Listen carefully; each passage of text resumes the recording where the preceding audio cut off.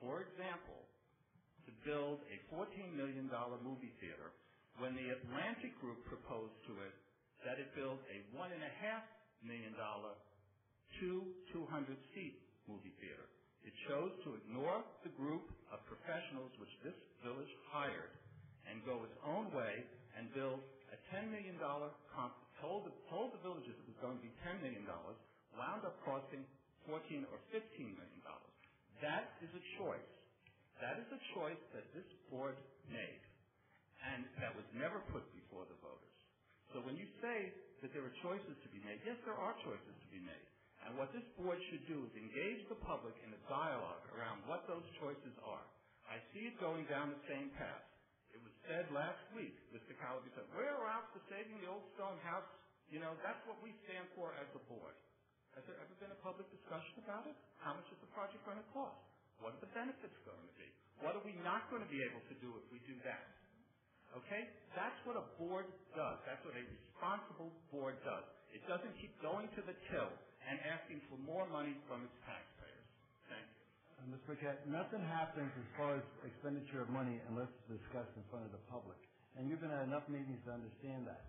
And as far as priorities are concerned, this board, not necessarily this board, but in the 90s, the first priority was our infrastructure, and we've improved our infrastructure. The second priority was Sloan Street, because if you remember what the town looked like in the mid-90s, it was horrendous. And then the next priority was South Orange Avenue. Our next priority was Valley Street. Our next priority was Irvington Avenue, all to improve business districts, to increase rateable basis. And now our next priority is moving forward with the renovations on the town hall. I shouldn't say that. With the fire department, the town hall, or whatever else is necessary. And where was SOPAC? But you can't do everything all at one time. SOPAC was $14 million. SOPAC is the future of this community. I heard this board vote to install a statue for $250,000. $250,000 probably could have put a new roof on the city hall. That's the kind of decisions I'm talking about. You're exaggerating a lot of things, and you're making a political statement for political reasons. And I think the people at home need to understand that. You don't have a $14 million movie theater. The $14 million for SOPAC is for a lot more than a movie theater. You have a program, and this is part of a vision on the part, and by the way, that is a private. Although the board has backed it, those monies are coming back to the board because SOPAC has an independent board which is overseeing the arts. But that's part of a vision on the part of the board, as one of our people has put it, to make South Orange an arts destination and not just a place where you can come and have a hamburger and watch a movie.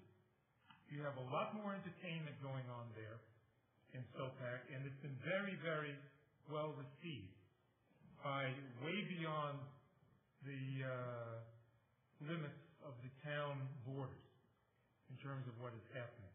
You should be very proud of the SOPAC building, and you will be very proud of what happens to that as the future comes along.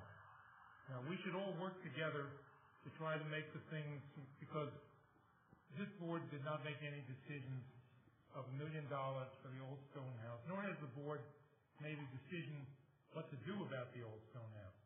The decision that was made was to try to stabilize the old stone house, understanding the importance of the structure to the village.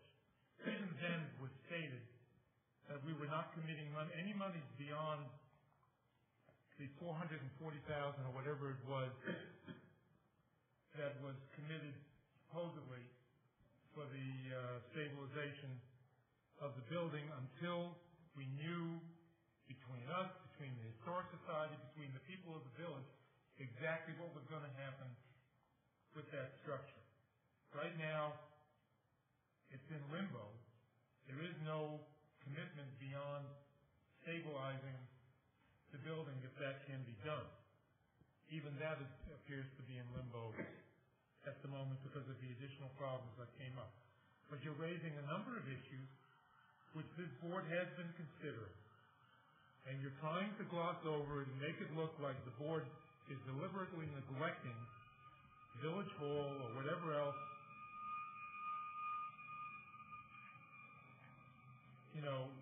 wants to promote. We are in favor, obviously, of fixing up Village Hall, fixing up the library, maintaining our roads. The question of the sculpture is outside the scope of that, and you're exaggerating those monies were discussed fully publicly when that was being debated. It's since the amount of money to be raised for the sculpture has been scaled down. Only because a group like the one I was a part of came before this board and pulled up the curtain on that project. That's the only reason that the expenditures have been reduced. So why don't we invite Mr. Purkert to sit down? Would you like to sit down with us and come with some solutions that you may have in front of the board at some point? So that's what we're going to do at the Capital Needs Summit. I'm sure you'll be there, right? I don't know when it is. I don't know who sits on it. I don't know what And if you the have some composition of the solutions, board we're is. very open to sitting down if we're not doing them. As